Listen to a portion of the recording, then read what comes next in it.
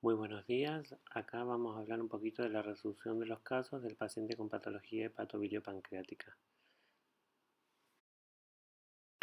El caso 1 era una paciente de 28 años, Eugenia,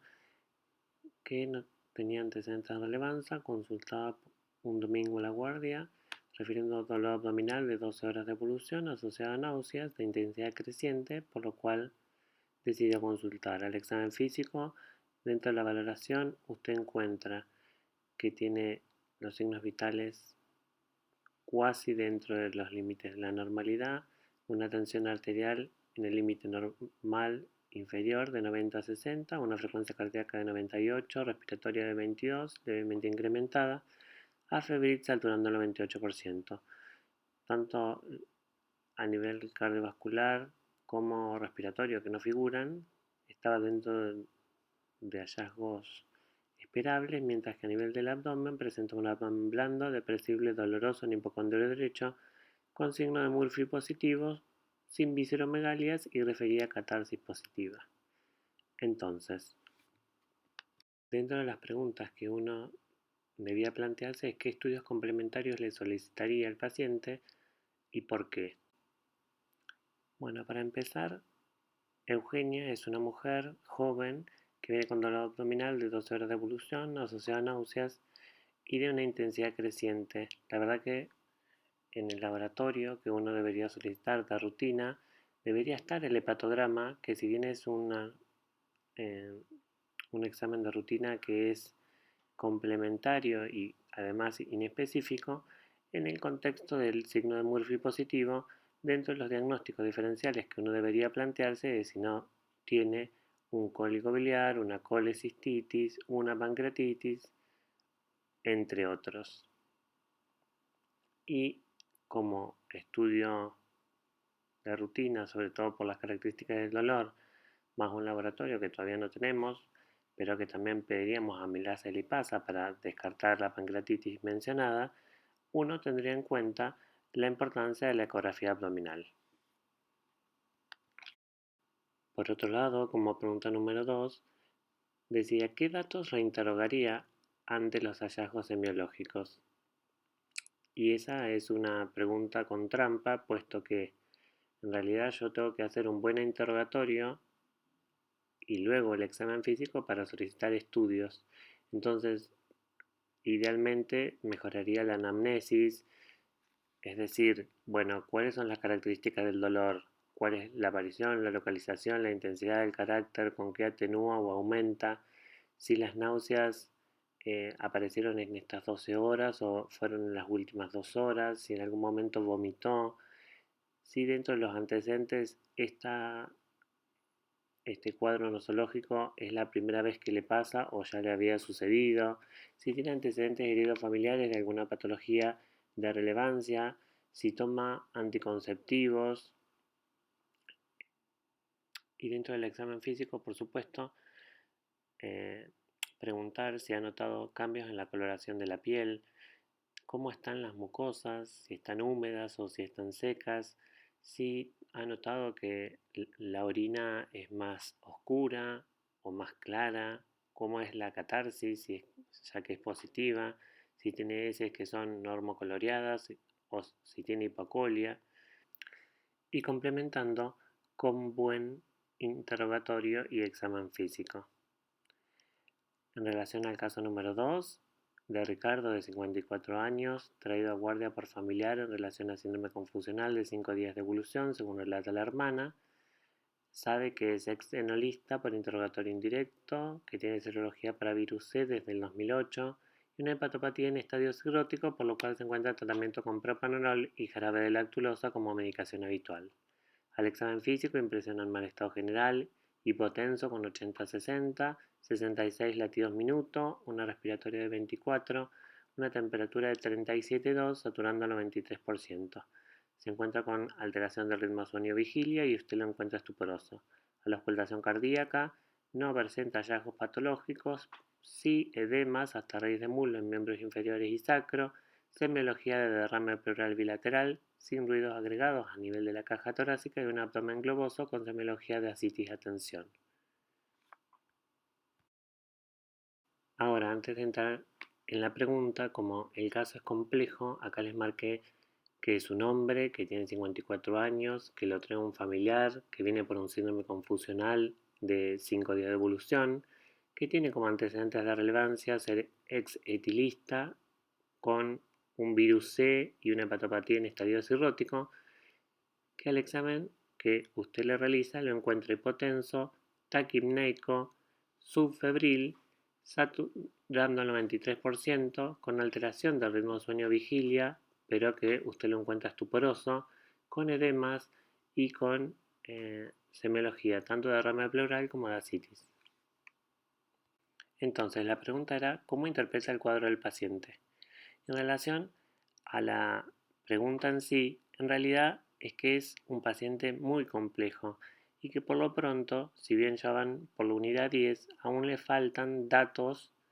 eh, como, bueno, la parte neurológica que todavía no pueden entrar en detalle. No obstante, uno podría decir que, para empezar, el paciente dice que viene con un síndrome confusional. Bueno, como síndrome es un conjunto de signos y síntomas. Por consiguiente, no debería ser el motivo de consulta, puesto que es un diagnóstico presuntivo que usted va a tener el síndrome confusional. Y como aún no vieron neurología, yo no le puse, pero bueno, el síndrome confusional va a ser una de las causas.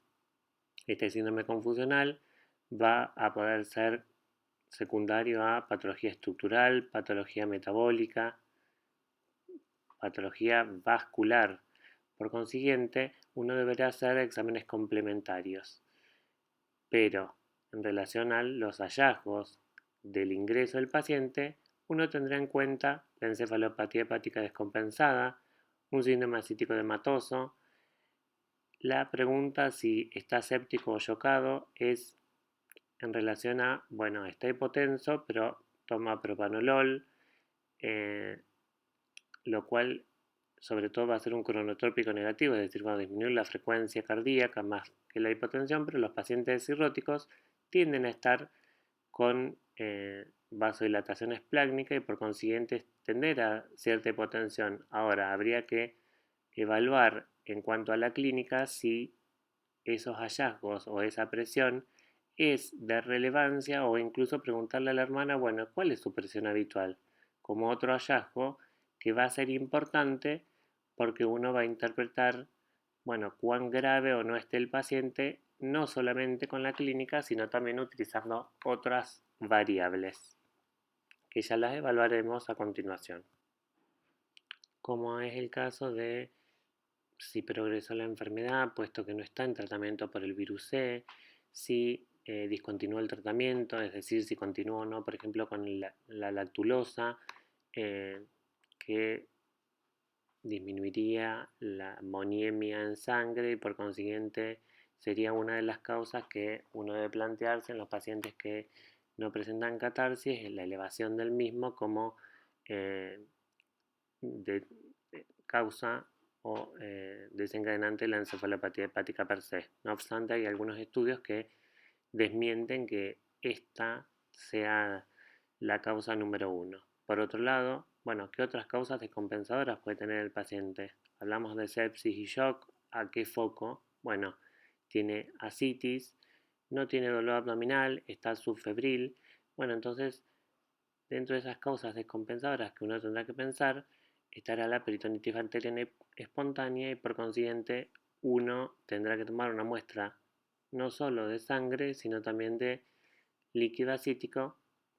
y acompañarlo de otros exámenes complementarios para ver cuál es la causa que desencadenó este trastorno o este síndrome confusional. En relación a los exámenes que figuran a continuación, dice que se le hizo una placa de tórax que evidenció derrame pleural bilateral, no dice la cuantía, una ecografía abdominal con abundante ascitis, hígado disminuido de tamaño, que condice con el estadio cirrótico del paciente seguramente, y una esplenomegalia de 15 centímetros homogénea. Entonces, ¿qué otro examen complementario solicitaría? Y en realidad esto también tiene que ver con lo que mencionábamos previamente. Y bueno, por supuesto uno acompañaría de un laboratorio. Este laboratorio debería tener un hematocrito, glóbulos blancos, una función renal, un hepatograma, marcadores específicos de daño hepático como son la coagulación, el TP, el RIN, la albúmina,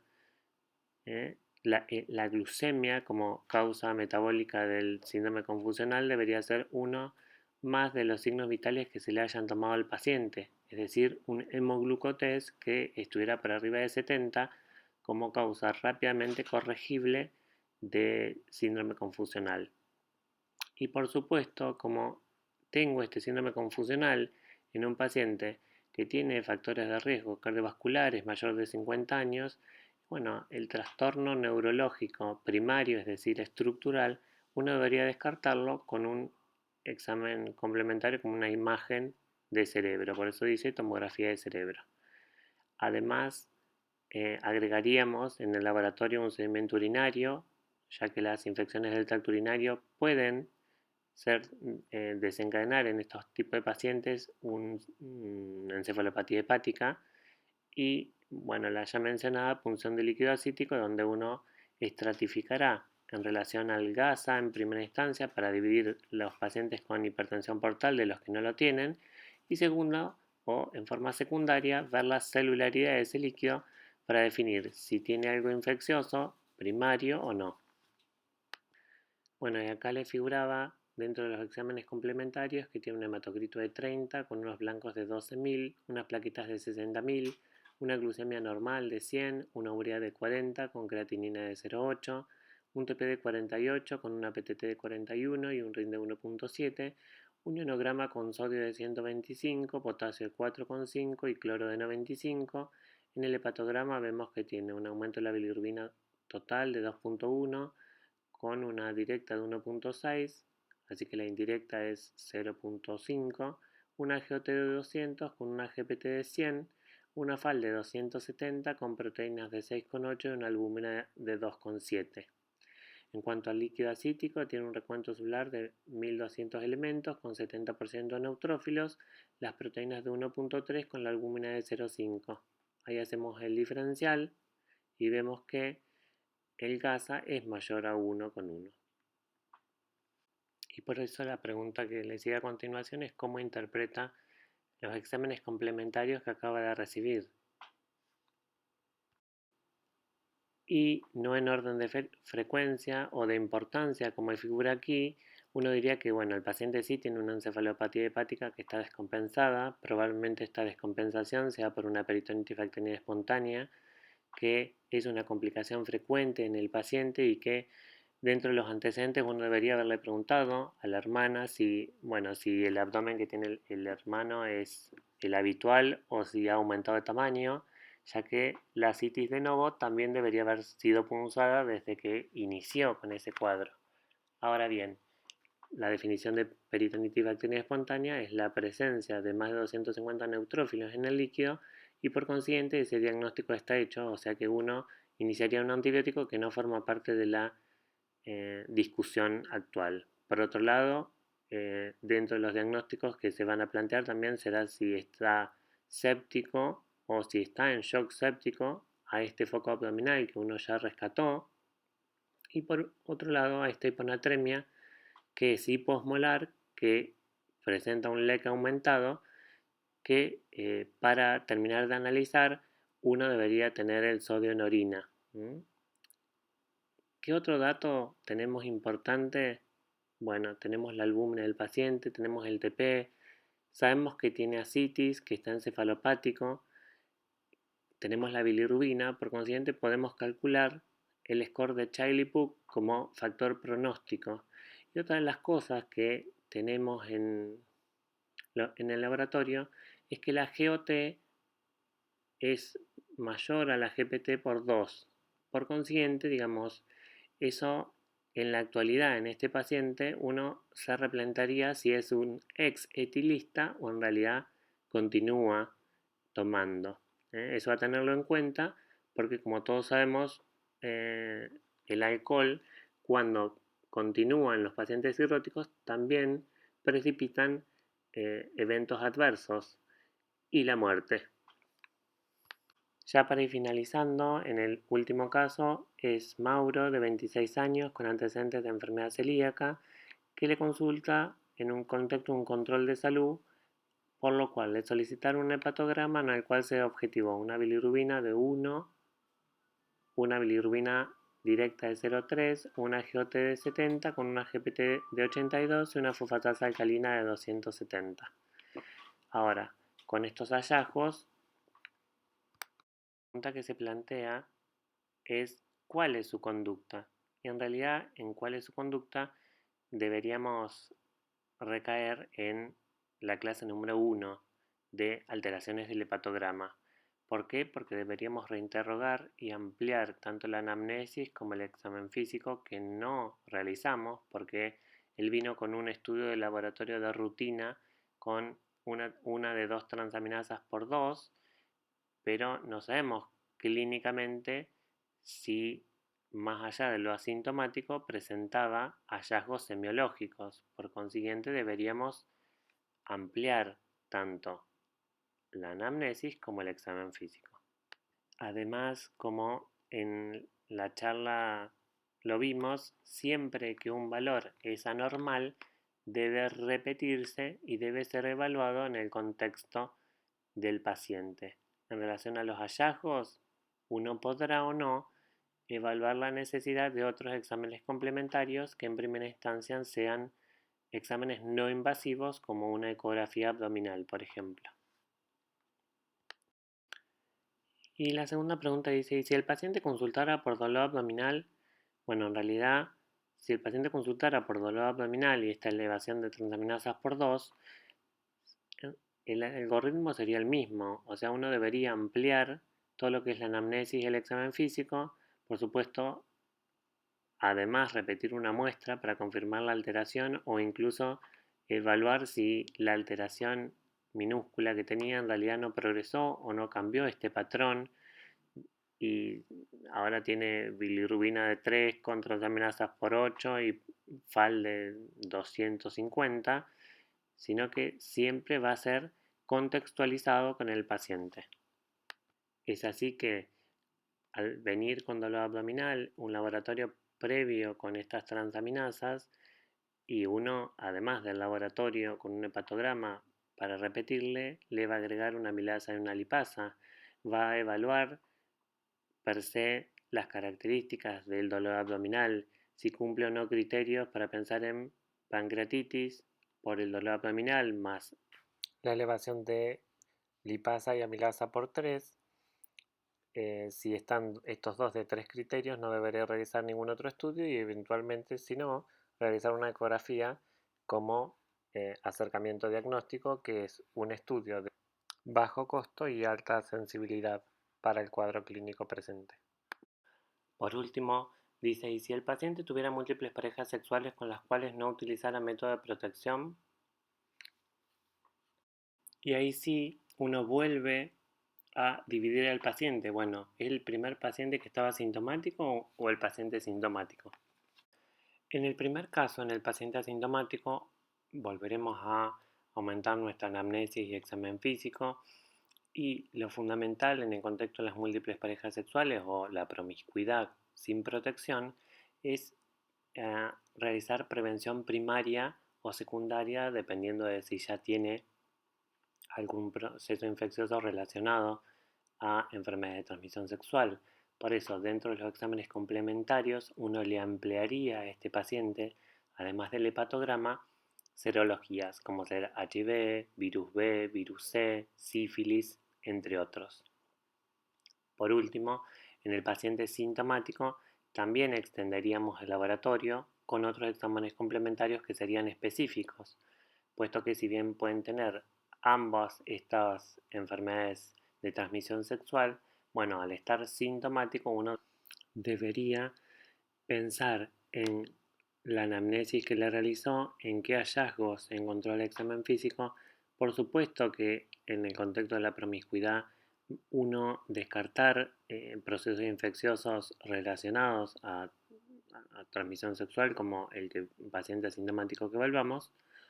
pero también tener en cuenta